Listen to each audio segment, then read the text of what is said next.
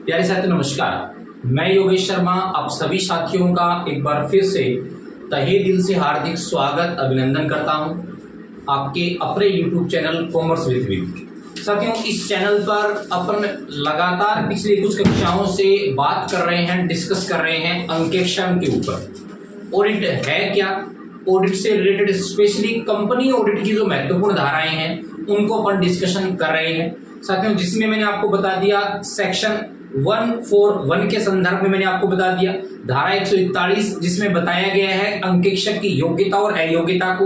उसके बाद में सेक्शन 139 139 को अपने डिस्कशन में ले लिया जिसमें बताया गया है अंकेक्षक की नियुक्ति और पुनः नियुक्ति के संदर्भ में।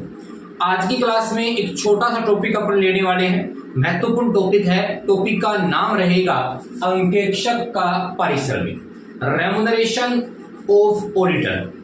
एक अंकेक्षक काम करता है, अपनी सेवाएं देता है, ऑडिट करने का काम करता है, तो इन सेवाओं के बदले उसे किसी न किसी रूप में वस्तु, नगद राशि या सुविधाएं प्राप्त करने का अधिकार होगा। साथियों, वही चीज अंकेक्षक का पारिश्रमिक कहलाएगी। अब पारिश्रमिक के संदर्भ की अगर मैं बात करूं तो इससे संबंधित जो सेक्शन दे रखा है, जो धारा दे रखी है, वो धारा दे रखी है 142 से संबंधित कौन कौन से प्रश्न एग्जाम में पूछे जा सकते हैं, किस टाइप के प्रश्न अपन को पढ़ करके जाने होंगे, उनके बारे में अपन आज बात करेंगे। सबसे पहली बात, अंकेक्षक का पारिश्रमिक है क्या।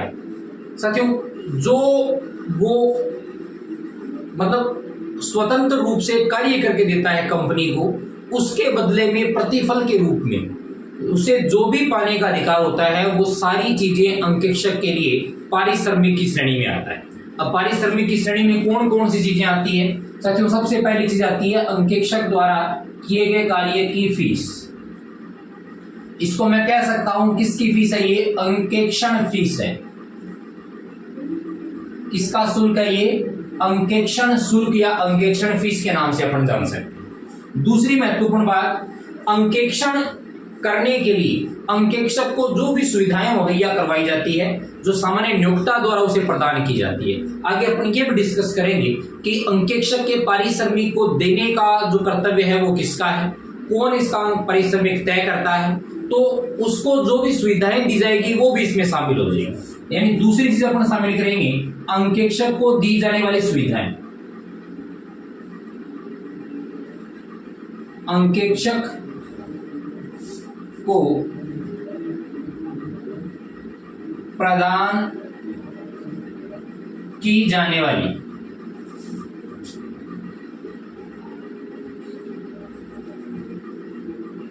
सुविधाएं। अंकेक्षक को प्रदान की जाने वाली सुविधाएं।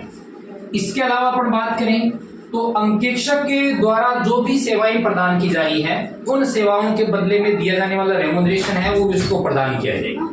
यानी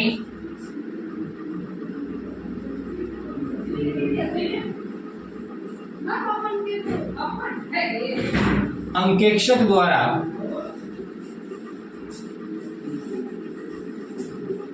प्रदान की गई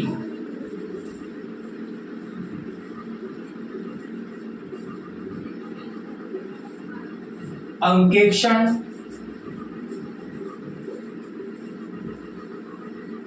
सेवाओं का भुगतान, ये मुख्यतः अंकेक्षण सेवाओं के अंतर्गत शामिल किया जाता है। क्या क्या चीजें मैंने आपको बताई, अंकेक्षण फीस, ऑडिट फीस जो तय की गई है, अंकेक्षक को प्रदान की जाने वाली सुविधाएं, फैसिलिटीज, रहने की, खाने की, गाड़ी, व्हीकल वगैरह जो भी सुविधाएं दी जा रही है, अंकेक्षक द्वारा प्रदान की जाने वाली सेवाओं का भुगतान। साथियों, अगर अंकेक्षक अंकेक्षण के अलावा कुछ सेवाएं प्रदान कर रहा है, उसके बदले में अगर उसको कोई शुल्क चुकाया जा रहा है, तो ध्यान दीजिएगा वो अंकेक्षण जो पारिश्रमिक है उसका हिस्सा नहीं होगा। क्लियर, आपके दिमाग में मेरे ख्याल से बात क्लियर हो चुकी होगी कि अंकेक्षण पारिश्रमिक में कौन कौन सी चीजों को अपन शामिल करते हैं। अब एक महत्वपूर्ण टॉपिक पर मैं बात करूंगा। जैसा कि मैंने आपको बताया टॉपिक ये छोटा है, कुछ एक प्रश्न ही यहां से बन रहे हैं। तो एक और टॉपिक पर अपन बात कर रहे हैं कि रेम्युनरेशन आखिर तय कौन करता है। पारिश्रमिक तय करने का अधिकार किसका होगा। तो पहले मैं वो चीजें आपको बता रहा हूं, उसके बाद उनको मैं व्हाइट बोर्ड पर लिख करके आपके साथ शेयर करूंगा, आप वहां से नोट्स भी इसके प्रिपेयर कर सकते हो। सबसे पहली बात, प्रश्न सिर्फ सीधा ये लिखा हुआ आ जाए कि अंकेक्षक का पारिश्रमिक जो है वो तय करने का अधिकार किसके पास है। तो साथियों, अंकेक्षक का पारिश्रमिक तय करने का अधिकार उसी के पास होगा जो अंकेक्षक का नियोक्ता है। नियोक्ता यानी अंकेक्षक की नियुक्ति साधारणतः की जाती है अंशधारी या सदस्यों द्वारा। तो अंकेक्षक का पारिश्रमिक भी कौन तय करेंगे, अंशधारी तय करते हैं। पहली बात क्लियर। दूसरी बात, प्रश्न आपको स्पष्ट लिखा हुआ मिल जाए, प्रथम अंकेक्षक का पारिश्रमिक कौन तय करता है। फर्स्ट ऑडिटर रेम्युनरेशन है वो कौन तय करता है। तो उत्तर आएगा संचालक मंडल। बोर्ड ऑफ डायरेक्टर द्वारा प्रथम अंकेक्षक का पारिश्रमिक तय किया जाता है। तीसरा प्रश्न ये पूछा जाए, बैंक की ऑडिट करने वाले जो ऑडिटर होते हैं, अंकेक्षक होते हैं, उनका पारिश्रमिक कौन तय करता है। तो ध्यान दीजिएगा, उनका पारिश्रमिक RBI reserve bank of India जो देश का केंद्रीय बैंक है उसके द्वारा उनका पारिश्रमिक तय किया जाता है। सेंट्रल गवर्नमेंट की सिफारिश के ऊपर उनका पारिश्रमिक तय किया जाता है।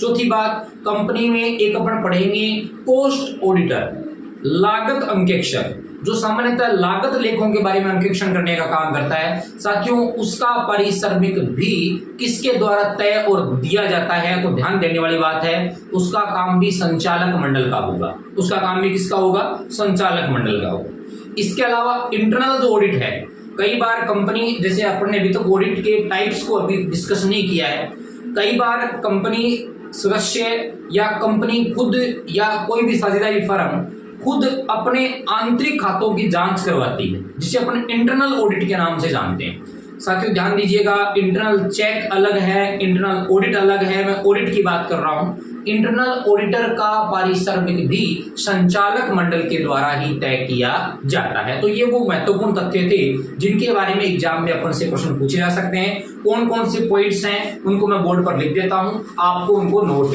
करना है। देखिएगा,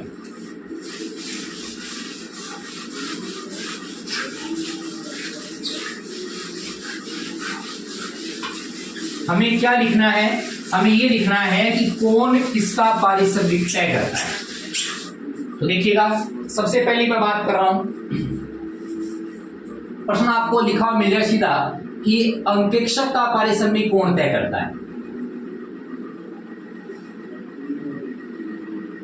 सिर्फ क्या लिखा मिल जाए, अंकेक्षक का पारिश्रमिक। तो आपको ध्यान में रखना है, अंकेक्षक का पारिश्रमिक तय करने का काम कौन करता है, अंशधारी या सदस्य।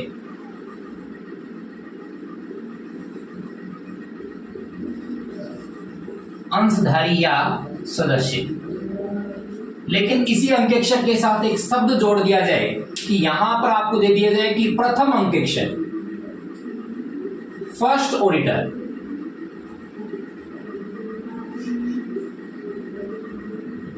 प्रथम अंकेक्षक। दूसरा मैं ये सब साथ में काम में ले रहा हूं, वो कौन है, लागत अंकेक्षक।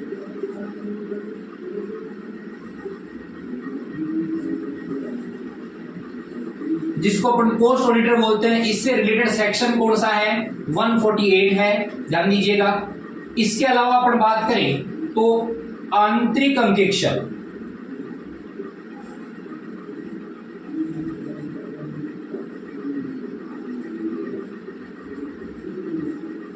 इन सब के लिए अपन बात करें तो पारिश्रमिक जो तय करने का जो काम किया जाता है साथियों, वो किसके द्वारा किया जाता है, बोर्ड ऑफ डायरेक्टर यानी संचालक मंडल द्वारा किया जाता है।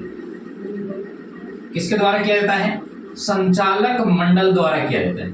साथियों, ऑडिट सिर्फ पढ़ने का सब्जेक्ट नहीं है, महसूस करने का सब्जेक्ट है। इसको जितना सब्जेक्ट को आप फील करके पढ़ोगे, ऑडिट और अकाउंटेंसी, ये सब्जेक्ट उतने ही ज्यादा बेहतर तरीके से समझ में आएंगे। इसलिए इनको प्रैक्टिकल सब्जेक्ट कहा जाता है। सब्जेक्ट को जितना ज्यादा आप महसूस करोगे, जितना ज्यादा अपने आसपास फील करोगे, उतना ही ज्यादा बढ़िया तरीके से इसको आप समझ पाओगे। क्लियर। तो प्रथम अंकेक्षक, लागत अंकेक्षक, आंतरिक अंकेक्षक, इन सब का पारिश्रमिक तय कौन करता है, संचालक मंडल द्वारा किया जाता है। बेसिकली आपको ये ध्यान में रखना है, सामान्यतः नियोक्ता द्वारा ये काम किया जाता है। अपन को ये भी बात ध्यान में रखनी है। इसके अलावा मैं बात करूं और कौन रह गया, एक आपसे प्रश्न पूछा जाए कि जो बैंक है इनका जो ऑडिटर होता है, इनका अंकेक्षण कौन, इनका पारिश्रमिक है वो कौन तय करता है, तो बैंक वाली बात मैं यहां लिख देता हूं। बैंकों का जो अंकेक्षक है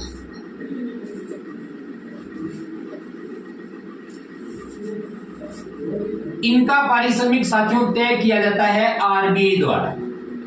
आरबीआई यानी रिजर्व बैंक ऑफ इंडिया द्वारा तय किया जाता है। और किसकी सिफारिश पर किया जाता है आपको ध्यान में रखना है, सलाह है केंद्र सरकार, यानी सरकार की एडवाइजरी पर इनका जो पारिश्रमिक है वो तय किया जाता है। तो मेरे ख्याल से जो भी महत्वपूर्ण अपने पॉइंट्स थे उन पॉइंट्स को अपन ने डिस्कस कर लिया है। इसके बारे में धारा 142 के संदर्भ में एक तो अपन ने ये समझने का प्रयास किया कि अंकेक्षक का पारिश्रमिक होता क्या है, दूसरा अपन ने ये समझने का प्रयास किया कि अंकेक्षक का पारिश्रमिक तय करने का जो कार्य है वो किन किन के द्वारा किया जाता है, कौन इसके लिए जिम्मेदार, कहां कहां होगा। साथियों, अगर आपको हमारे द्वारा दिया गया कंटेंट अच्छा लग रहा है, चीजें पसंद आ रही है, तो प्लीज इन सारे वीडियो को आप शेयर करें, लाइक करें और नए साथियों तक इन वीडियो को पहुंचाएं। धन्यवाद।